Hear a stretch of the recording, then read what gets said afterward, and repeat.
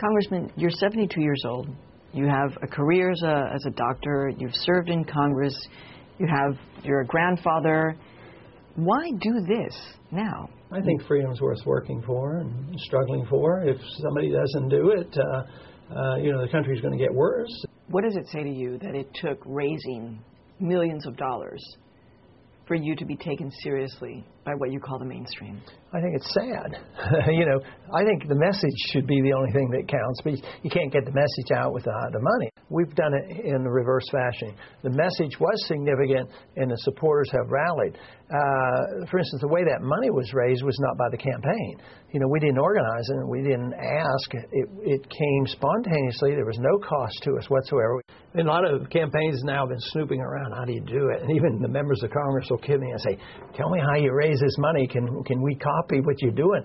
But they don't understand. It has nothing to do with us managing the Internet. It's an idea that has circulated, and all of a sudden the people use the Internet to come to us. You can't copy that unless you have a very important message. If you have the right message, you will excite people. What do you think, Congressman, that you have tapped into in terms of this bottom-up campaign that you have?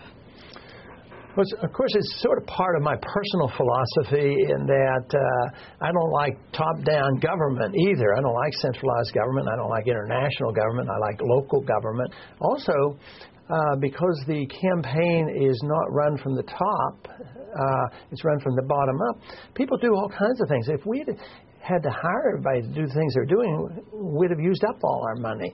But we don't have to hire people. They go out and they make their own signs, and they go out and campaign. We have an army of people out there doing things spontaneously, all because of the issue and their concerns. But I think what we've tapped into, and something that I didn't really know how much of it existed, was how unhappy the American people. You didn't know? Not to this extent. As a matter of fact, I was very reluctant to do this. I argued for years, 2, 3, 4 years, people want you got to do it, you got to do it. I said, it's not ready yet. I knew there was a lot of groundwork being done, to promote the cause of liberty and sound money and, all the things I believe in. But I didn't know how many people really believed in it in a sincere way and how well the young people would respond. But all of a sudden, we have this tremendous support, and the numbers are great, and our rallies are big.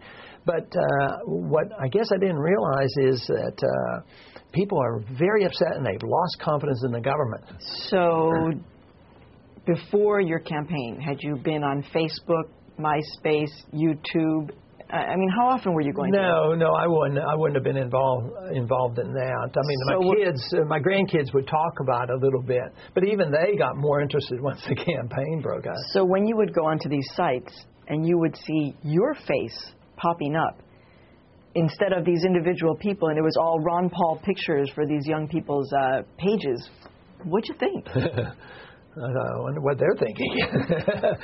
Because I never think about it as me being the issue as much as the philosophy being the issue. I want to deliver a message, and I've been able to achieve that. And quite frankly, I thought that I would just leave a record, and maybe later on there would be enough people who cared and would look at it, what it would be like if you had a strict constitutionalist in office. How would they vote? They'd go back and say, oh, yeah, he voted 150 times all by himself.